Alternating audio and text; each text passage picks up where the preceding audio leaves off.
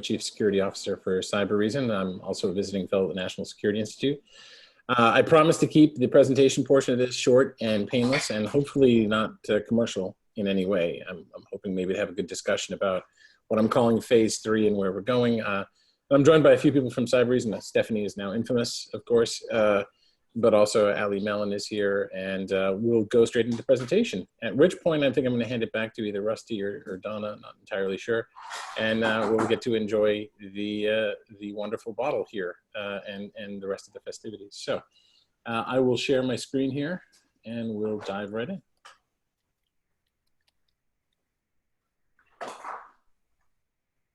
There we go. Let's see if that worked. All right.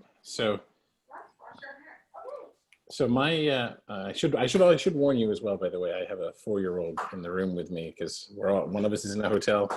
It's the new normal to be remote, and hopefully he doesn't intrude, but he's actually quite awesome. So the purpose of this conversation is to dive into a little bit about where we're going, what's happening with the adversary, and with what we're all doing, which is maybe returning to the office, maybe not, and talk about that phase of things. So as I said, my name is Sam Curry. I'm the Chief Security Officer for Cybereason. I've been in security for almost 30 years. I was a cryptanalyst to start with, later a cryptographer, and I held senior posts at some big brands, probably interacted with some of you. In particular, I was at RSA for 7 years and Computer Associates in McAfee for some significant time as an executive on the tech side. And so I run a number of functions within Cybereason from a security perspective. And I also have some observations from my client base and from just seeing what's happening in the industry. So the agenda today is we're going to talk a little bit about malware adoption, where it's come from, and then what is this notion of a third phase. We'll talk about what's happening in the industry, and I'm going to walk through the major classes of opponents and what I think is their emphasis, where they fall in a taxonomy that we've come up with, but also what I think their next immediate steps are in their motivation. And then finally some closing points in Q&A, and then we can move on to more fun things as well. So let's talk a bit about malware adoption. The first thing I would point out here is that in this timeline, and you've probably seen versions of this at some point, the first thing is that the order of magnitude is climbing. It's an exponential growth rate with a relatively linear or flat time. So hundreds to thousands, to tens of thousands, to millions, etc. I remember when I was at McAfee as chief security architect and we hit 1 million total viruses. And I remember later when I did a similar function at Computer Associates, because we had an AB function there as well, we hit 1 million per day. And the time between those two events was about 7 years, maybe 8, pretty staggering. But the other thing is, the sophistication has increased. I remember clearly Code Red, which is flagged here in 2001. It came a week after September 11th, and Code Red 2, and then later NIMDA, which was, well, people called them blended threats. I always thought that sounded a bit like a Starbucks drink, but the term that I used was hybrid threat. In other words, it used multiple mechanisms for spreading and payloads. And they were related one to the other. They were iterations on a theme, which implied professionals behind the scene and development teams that were building it. Later, there was, of course, the year of the worm. We had some misstarts with the year of mobile malware that didn't quite happen in the 2000s. And then the advent of spyware and adware. The term potentially unwanted programs came up, which I always thought was a bit weaselly. No, these things were unwanted. It was just that now there were companies making them and they had legal departments. So potentially unwanted became a term. And defining them was a challenge. But then things went deeper in the stack. The power of these tools, not just many tools in one and professional teams. Rootkits got low in the stack and were able to get a purchase and to resist being removed. And of course, that continues. Today, for instance, fileless malware is a huge deal. Now, moving forward, the last 6 months have, of course, changed an awful lot. I think the first thing I'd emphasize in the last 6 months is we saw more of the same. Back in March, it felt like 2000 all over again. I think my help desk queue was dominated by VPN requests and password resets. And it certainly felt like what's old was new again. Also, the amount of bandwidth we consumed went up dramatically. So we were hitting 70–80% capacity in companies, which meant it didn't take much of a DDoS to knock things offline. And we had a common watering hole. We suddenly saw that COVID-19 was something that could get everyone's attention. So people were downloading a fake World Health Organization app. A lot of phishing was going on with that. People used to have to do at least a little bit of work in order to do some targeted phishing. Not so much anymore. People would click on and go for the clickbait that is COVID-19 and everything related to it. And so it was not so much innovation, just turn the dial up to 11 for the bad guys. And I think I'd love to hear later if that was your experience. Mine was that the volume increased, but not the innovation particularly. I expect it to change now. We've had 6 months for these R&D teams to develop new techniques and new tools and to try to apply them. And I think we're going to start to see new things being targeted, and we'll get into that by actor type in a moment. So what is phase 3? Well, to do that, let's start with phase 1. Phase 1 is what I refer to as the time before lockdown. Yeah, people were working remotely, but by and large, there was a perimeter where people have said for years the perimeter is dead, and it's not true. It's still there. It's just not the primary star in most defense reference architectures. But then we went radically outside in phase 2, and the companies knew to some degree that as they went outside and faced existential threats, that they, hang on a second, hey guys, sorry. But they knew that as they went outside the company, that security was on the agenda and had to be discussed and had to be considered. And so security had a seat at the table. And by the way, I think for the record, the biggest problem in security is a lack of alignment between most security departments in the business. Now, phase 3, now that we've all gone from working at the office to working at home, is working potentially from anywhere. We may go back to the office, taking systems that were never meant to go outside, now have new services, new users, new applications, new systems entirely. We're now taking them back into the office and maybe perhaps literally bringing a Trojan into the physical building. And so what does that mean? How does our risk profile change? And then potentially we have to go back and forth. We may have to shelter in place. We may have to go home the next day or return the day after. And so baselines are going to get shaken up a third time. The unfortunate thing is that most of us don't have an understanding from our business peers that this is a distinct thing from the move from phase 1 to phase 2. We're not just going back to the office. It's not just a hybrid of the two. It potentially has its own risks and things that we have to examine and talk about. One of the biggest problems is I think that having that dialogue, the rest of our business partners say, so when is the security thing done? What's the checklist that I have to do for it to be done? And they don't understand. We have an adaptive opponent who's changing their behavior and the landscape is changing. So we have to have a continuous dialogue about what risks there are. So the state of play for defenders today. Well, right now, about 80% of most teams are remote. And some of you may be different from that. Some of you may be higher or lower, but generally speaking, it's about 80%. And we've got this notion of a slow phased approach to office return in most cases. Some are going back entirely or getting close to it.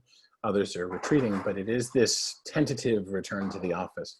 And so as a result, there's a mix of remote and on-site teams.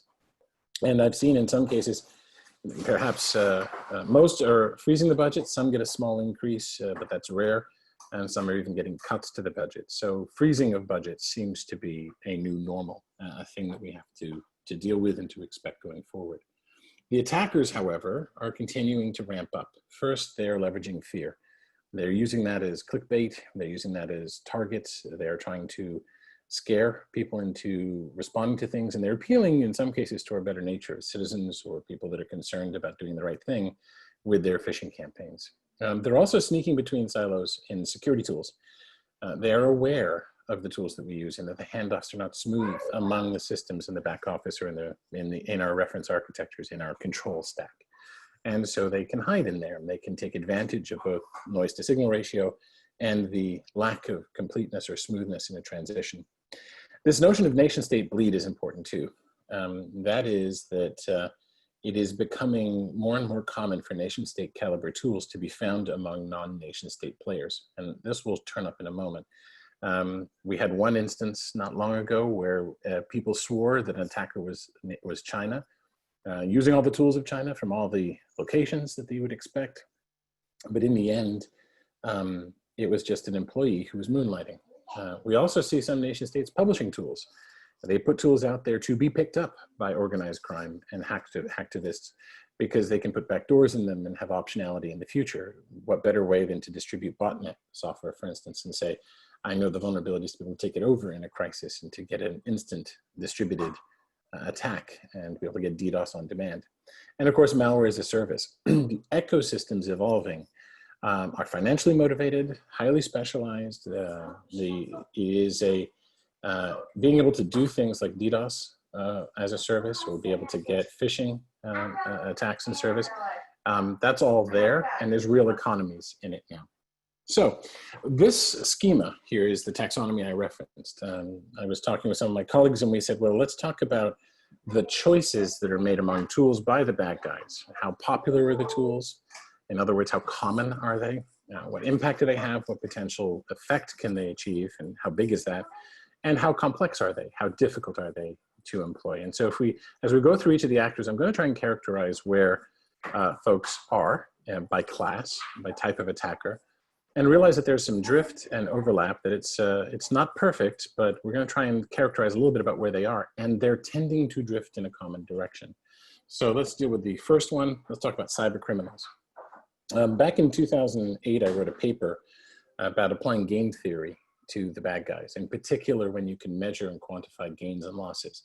That means money. So if I can say that intelligent opponents are informed and we can say what makes them win or lose, I can make a model for predicting what they'll do. And it was pretty clean back until about 2012, and it started to get a little messier.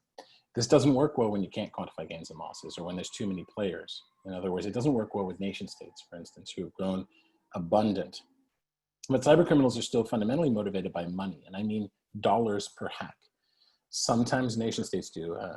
For instance, North Korea attacked banks in Taiwan and Bangladesh, but they're the exception rather than the rule. Now, nation states might be economically motivated. They might want IP, they might want to affect trade deals, they might want, and diplomacy, they might want to affect the way business is done, but they're not typically motivated to make money with every hack. This is a business for cyber criminals. And so the malware that they use is typically high impact, get the money. You can think of it as area under the curve. They want to maximize that area under the curve. It's typically low complexity. They like incremental changes. They like efficiency. It is becoming more and more commoditized and specialized. And you can tell the size of an ecosystem, whether in nature or in human systems or in economic systems, by the degree of specialization. And a very low risk of getting caught, except in specialized functions like mules and cash out mechanisms. So where would I put them? I would put them on the highly popular. They don't like it being very complex. They don't necessarily need a massive impact in terms of damage. What they're looking for is return. And so, yeah, this is about using common toolkits, making it very reliable and what have you. So that's the cyber criminals perspective. The next one is really going for, I'll do this for each of the three major categories, is where are the cyber criminals going? And this is where I'm always leery of too many predictions, but I think what I'm going to say here is that I think that they're going to target the divide between the remote and office work. So we're going to see, of course, more phishing and more DDoS for hire, but I think you're going to see other, they're going to use tools that are produced by other actors and they're going to commercialize them. And more ransomware, I think. It's paying, but they're going to target those who are most likely to pay, and they're going to drive up the fee for it. So I think what they've done, for instance, around critical infrastructure, we've even seen them go after companies like TravelX as an extension of critical infrastructure, which they would never have been defined a year ago as. I think they're going to go for more money, higher frequency, more targeting. And when they get there, don't expect it to just be pay and release. I think they're going to start mining and saying, well, where are we? Is the ransom the biggest source of return, or is there opportunity for blackmail or sale of IP, for instance? And I think that they're going to do this DLP on an owned asset, right? So they're going to land and they're going to encrypt, but why not put a blade in there for discovery and say, what is the data we're sitting on top of? Is it contracts? Is it source code?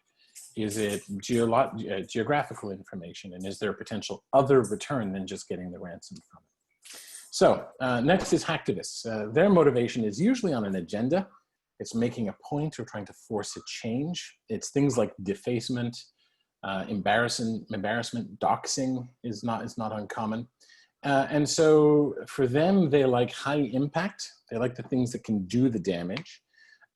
They can deal with complexity. They tend to be small teams of very dedicated and effective coders. And they want to make headlines. They want to have a splash. In other words, the attack is also a message. It's not just about getting money out of the system. Much like terrorism, which is an attack, but a message as well, so too is hacktivism. And so here's where I place them. It's a little bit more towards the impact side of the scale, also a little bit more complexity than your typical cyber criminal. I would have previously put them much more towards the impact and complexity side, but they've been coming closer to the center as hacktivism has become a more common tool for more organizations and more outfits. And so where they're going is, I expect to see them do more alliances with nation states. We certainly saw that in January, some ideologically aligned hacktivist groups with Iran, for instance, were the first ones to take action in retaliation, if you can remember this far back in 2020, for the assassination of their general in Baghdad. And so expect them to rally around things like election security, because they can get a message out. Expect social justice to be a rallying point, whether or not they're right, wrong, indifferent, aligned or not, it's an opportunity for a message.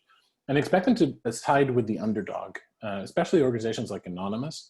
They organize themselves with their own ethics, their own ethos, and they say, hey, you know, they passionately believe in that cause. Sometimes it's been like fighting the war on drugs.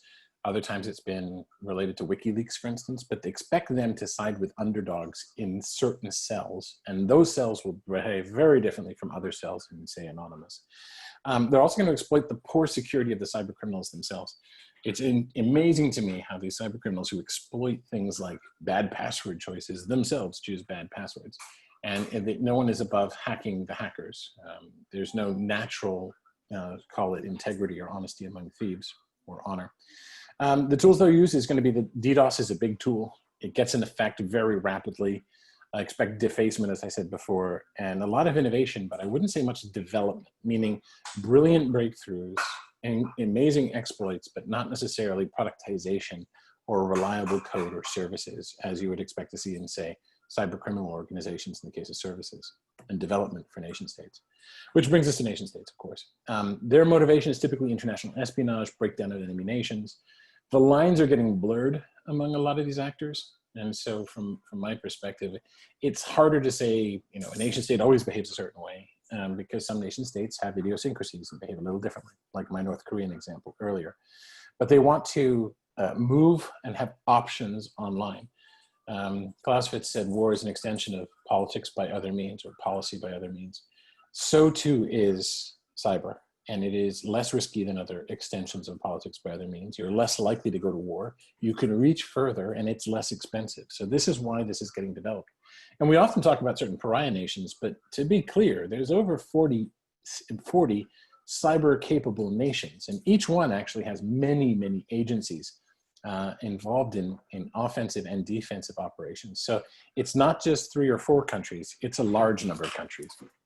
Now, the malware itself is going to be high impact for nation states, often high complexity, and patient. The low and slow is a big deal. By and large, unless they're dropping a grenade in a room as they leave to clean up forensics or confuse teams, they're not employing ransomware. Maybe if they need a quick cache fix in the case of a country that has sanctions against it, but it is not going to be your smash and grab. It's still the P in APT. And so for them, more towards the high impact and complexity end of the scale, less on the popularity front. And the direction that I would say that nation states are going is lower, slower, deeper. They're going to use what works. Fileless malware is going to keep rising. Back in January, I think maybe December, to my embarrassment, my biggest prediction of 2020 was fileless malware would keep being the tool of choice. And it has persisted, but there's been a lot of simpler tools that have come back. As I said, what's old is new again. And optionality is the key, which, by the way, linguistically, I didn't think was a word. I looked it up. It means in the crunch, having lots of choices and options. They want to build out optionality. There's also massive zero-day investments, which I don't think comes as any surprise. They like to be innovating at the cutting edge, and they like to distribute toolkits, not just for optionality, but also to create background noise for their activities. It helps when there's a million events to hide your one real event in, rather than have to be the one that's standing out against the background. And they're going to strike the new office. The other day I said, hey, we kept IoT from the enterprise. Who knew enterprise was going to IoT? So things like old printer vulnerabilities and router vulnerabilities, but home automation and new devices with stacks, which keep turning up in houses, are going to be the target. And Really look at your ISPs in the local area. That's the new enterprise address space, and they know it. So I think they're going to step up compromises of things like family accounts through social media, which was an old trick we saw a lot of in the last decade, but not so much recently. And they're going to go after all the things in the home footprint. I personally think there's a huge opportunity as companies realize it's less expensive to support home office users than an enterprise office space. I think there's an opportunity for us to certify home office spaces and do things like management of security patching for printers and routers that have been largely ignored because the home space didn't matter as much and there was no IT department for it. Well, now, for a fraction of the cost of an actual office space, we could probably do that and do so in an efficient way. And there's some business opportunities there as well. So what does the future look like? I'm going to say it is for me all about the endpoint. And by endpoint, I mean processing centers, meaning cloud, meaning workloads that might sit in cloud infrastructures, but also mobile, also IoT. Our lives and our companies and where we play and where we live is in effect distributed many different types of computing devices, which are proliferating and the power of which is growing at a tremendous clip. And so I think that's what the future looks like. I think the opportunity for us to live and play and enjoy the benefits of the connected world is enormous, but so too is the ability for the bad guys to exploit it. And we should expect in this phase 3, we should expect to have a new dialogue with our businesses. We should be talking about risk and how risk is changing. And we should expect the bad guys to start innovating and not just the reflexive things that they were doing when we first went into phase 2. Going into phase 3 is going to see some entirely new classes of attacks. And so I will stop there because I realize I'm approaching the end of my time. And I'd love to open it up for questions, comments, discussion, and hopefully some whiskey. Thank you, Sam. My pleasure. That was a great presentation. I do want to open it up to questions if anyone has any. So if you want to. Or comments. Comments are good too. Yeah. Any feedback, questions, you can unmute yourselves to ask them or type them in the chat box if you're more comfortable. Hey, Sam, what's your thoughts on mobile devices and mobile threat? Yeah, so there's so much I could unpack there, Fabrizio, but I'm going to say that I don't think we've done a good job as an industry securing them. I think of 4 layers of security: chip and device layer, hardware roots of trust, identity roots, crypto, and then the actual operating system. Then there's the sort of configuration management type thing that creeps into the picture. We get MDM, MAM, and finally the security controls. And I think, first of all, it's important that whatever we do with other endpoints, especially at the top level, we extend. But I think there's a lot more that can be done by the ecosystem to go deep and provide strong authentication, strong crypto, hardware roots of trust. And by the way, this extends to the IoT world where things aren't necessarily patchable. But I think there's a lot more that can be done than is being done. But at the very least, you should be covering it as you would any other endpoint. Great. Anyone else have any questions for Sam? Oh, we got one in the chat, maybe more than one actually. What threats do we think we need to look out for as the election gets closer? That's a good one. Yeah, good question. That is a very good one.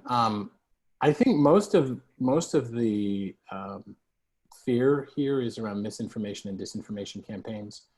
I also think that there's going to be some denial of services, especially against, call it the websites that you see, you know, the sort of truth verification stuff. But it's getting really hard to tell the message and who is espousing whom, right? So I expect a lot of confusion and more information warfare than InfoSec to happen. But I think you're also going to see fake apps. I think you're going to see maybe on the day of the election itself, people being scared away from the polls. And that's pretty frightening. Thanks for that one. Do we have any other questions? I don't see anything in the chat. Feel free to unmute yourself, guys. Maybe after some bourbon, we'll get some more questions. Yeah, if it's all right to keep asking questions, I am from the Cybereason side. But if anyone else has questions, please speak up. But, you know, Sam, you mentioned about the endpoint being, from a security perspective, the most important. It's a busy space, and you know a lot about all of security, but, you know, particularly this space. What's important, you know, when you look for a vendor, when you're looking at this huge list of folks to choose from? Yeah, so I'll try and answer that as a CISO, right? Because I also buy products, strangely enough. First of all, I know I have the products in my environment that I consider to be commodities. The quality is the same everywhere, and you know, I can get it from many places. For those things, I look for efficiency. I partner with my CFO to get the best price that I can, and then I pick what are the things that are going to make a difference in my program. And for me, that is, how do I get more efficiency out of my people? It is, how do I detect what might have gotten past my reference architecture? And I'm willing to make some bets. I'm willing to make bets to win big. This is the stuff that's differentiated because it can still make a difference. I can find the bad guys. I can up-level my employees. I can train them faster. I can get them finding things more completely and sooner. And for that, I have a chunk of money on the table that I've saved from the other portion, and I say, here it is. I'm willing to place some bets. I'll place an endpoint bet. I'll place a network bet. I'll do a tool for analyzing user behavior, for instance. You know, I think Cybereason has a big role to play in that, but we're not the only ones. And so I look for partnership. I'm like, do they listen to me? Are they there when I need them? Do they differentiate in product, or is it largely hype? And that's how I approach it, right? And so I have my call it my staples, and then I have my plus ones, the things that are going to make my program overachieve. Awesome. And probably secondary or tertiary, do they buy me bourbon? That's a biggie. That's a biggie. And this is bourbon right here. So yeah, no, it is. I look for understanding. Did they understand my problems? Because what I'm going to speak now as a practitioner, I know 3 things about the average vendor. I know that they don't know me.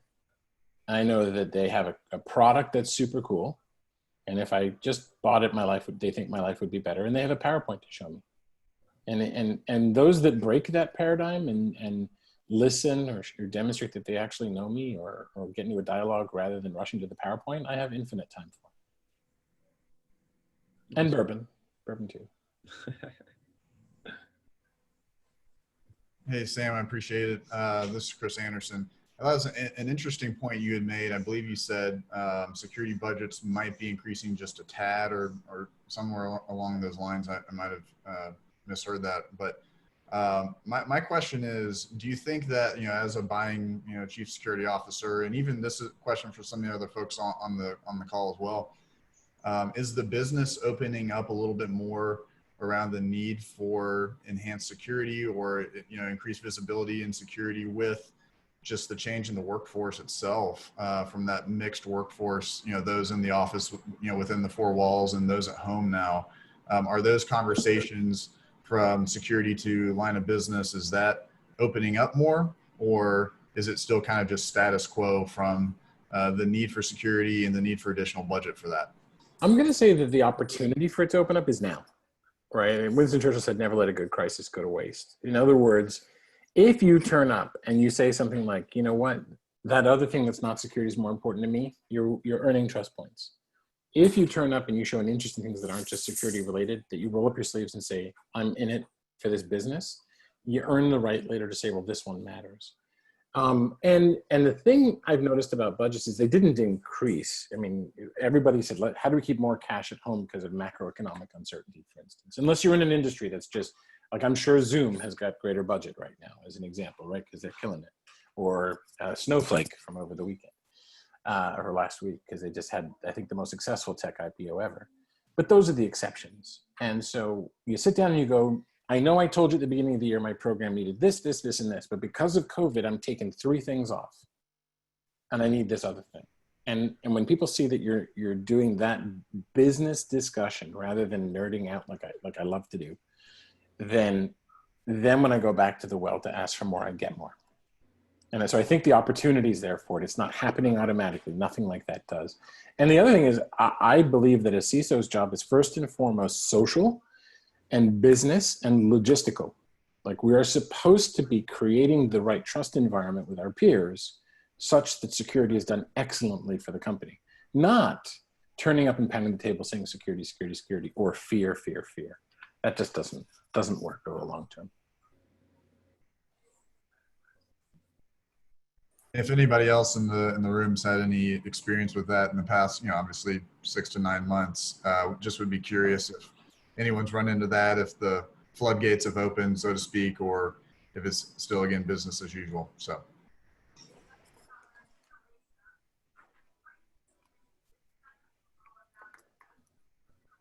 It was such a good question. I stunned everybody. So I'll take it. I'll take it. I guess I kind of have a follow-up myself as well, Sam. Do you see this as, I remember one of your talks that you had at an event that I was at actually, and the need around automation. So one of the things you talked about were the gaps between different tools talking between themselves. And what is, I guess, is that highlighting the need for better automation, better integration between different investments that are made? Yeah, I'm so passionate about this subject. I'll try to keep the answer relatively short. Look, automation is one of the most important tools we have, but it's not the answer to everything. And I'm going to be really clear. So most of IT, the enemy is nature. It's a failed part. It's connectivity. And you can get to the 5 nines. If I deploy something and it improves, nothing else changes, it's good. But in security, if I deploy something and it's good, the bad guy adapts to it and it's not so good after a while. And so the key here is that automation on the IT side will get you to the 5 nines or better. But on the security side, we're constantly having to adapt because the bad guy is changing what they do. He or she is finding ways around what we do, whether they know the details or not. And automation, it's like, I've drawn the analogy to chess. Anybody here who plays chess, if you just mirror your opponent, you're going to lose against a good opponent. Because then you become predictable and there's asymmetry in time in a chess game.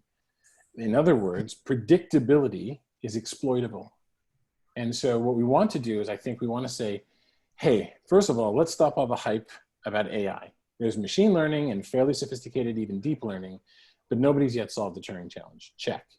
The A in AI should stand for assisted intelligence because we have intelligence in security. It's carbon-based, it's not silicon. So what we want to do is to use things like automation, and I say things like because there's other tools too, to make that Mark I human being as effective and efficient as possible at solving the problem, not replace them. I mean, when we solve the Turing challenge and we have AIs, we can talk about that if they want the job and don't take over. But for now, the whole point of AI or assisted intelligence should be automation, helping us do our job in little discrete portions that are hard for the bad guy to exploit. And if you're interested in that subject, please feel free to drop me a line, sam@cybereason.com, because I've actually got like 100 slides on that and a few papers too. So thank you, Chris. Yeah, thanks, Sam. Yeah, that's awesome. Thanks, Sam. I think we have one more question. How does the product integrate into other platforms like ServiceNow for automating incident handling? By the product, I think, I assume somebody means the Cybereason key test this, right? The Cybereason EDR product. We integrate with, I'll call it used to be called SOPA, but we integrate with SOAR and ticketing systems and SIM systems because ultimately the objective is to make that machine that I referenced earlier, right? How do you make sure that the machine of cyber stops things more completely, sooner, more reliably? Closer, further to the left, closer to the point of origin of an attack. And so that's a design principle we have. We prioritize working with things like ServiceNow, but not just ServiceNow. As I said, we're also through companies like Palo Alto's Demisto or Phantom or Splunk or what have you. But ticketing systems, source systems, SIM systems are right at the top of the list, and it's use case integration. It's not like a Barney press release, I love you, you love me, and then a syslog exchange. It's actually use case driven. So happy to go into detail on that if anyone wants afterwards. Oh, we have another question. With some organizations not having increasing or slightly decreasing budgets due to COVID, you had to get rid of a product or service in traditional security programs. What area would you ease out of that you lowest value? Wow. Ouch. I love all my children. That's the thing. I just love them differently, you know. Like, I think I would do everything. So like, I remember Gartner saying the firewall is dead, or the perimeter is dead, or antivirus is dead, or IDS is dead. Maybe IDS, but in effect, it's not true for the most part. It's just that they cease to be the star of the program anymore. And so I would ask this question: can I get it anywhere? And is the quality the same everywhere? If that's true of any control in my environment, it's by definition a commodity. It shouldn't be paid a premium because of a brand, all right? And you do have to think about how hard it would be to rip and replace. But go get your friends in the finance department and get them to really be mean with purchasing. Because there's I think it's Green's law that says any commodity should depreciate 30% per year. It should come whistling down so that it eventually hits just above or so even slightly below the cost to manufacture, because it could be a lost lead for some companies. So I would be saying strong authentication. How differentiated are you? Firewalls, how differentiated are you? Like really, if they do something special, great, keep paying for it. Otherwise, go claw money back from those budgets. But I'm not throwing out my SIM, I'm not throwing out my AV, and I'm not throwing out my firewall. It's really hard to do. Instead, I would look to get money back from them.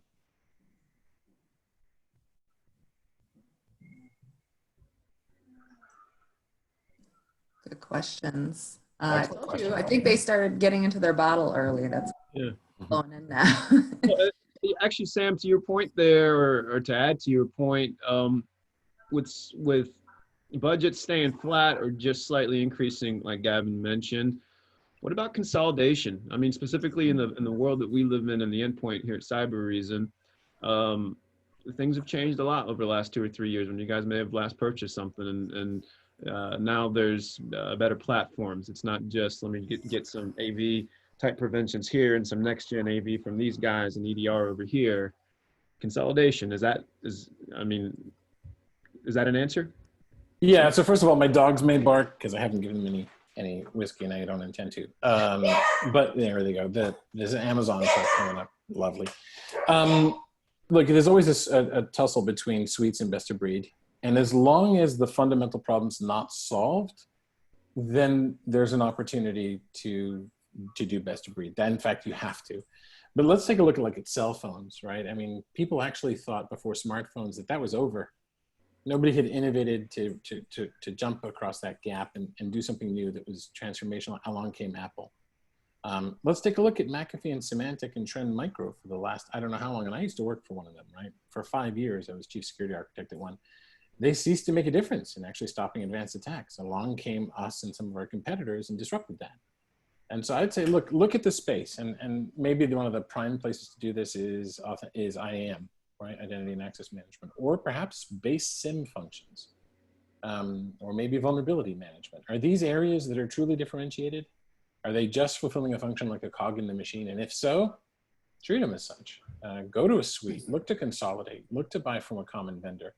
But remember, you can vote with your feet. And if something does come along that can actually find bad guys better, this is not like ERP. It actually makes a difference. You need to be able to use that tool with your, what I call my discretionary budget, my +1 bets. I've always got some. Think about what has to be a +1 bet versus what could be a suite. Very good. Again, and I think we are going to wrap that session up now. I want to thank Cybereason again. If you guys do have any other questions, if you currently have a rep with Atlantic, feel free to reach out to them and we can get that answered for you. If not, send it over to me. I'll make sure we get it over to the right person. If you want to send it to Sam or any other of the Cybereason reps, let me know. We'll get those questions answered for you. Thanks again, Sam. That was great. Thank you, Donna, and thanks very much for helping to make this happen. All right, and with that said,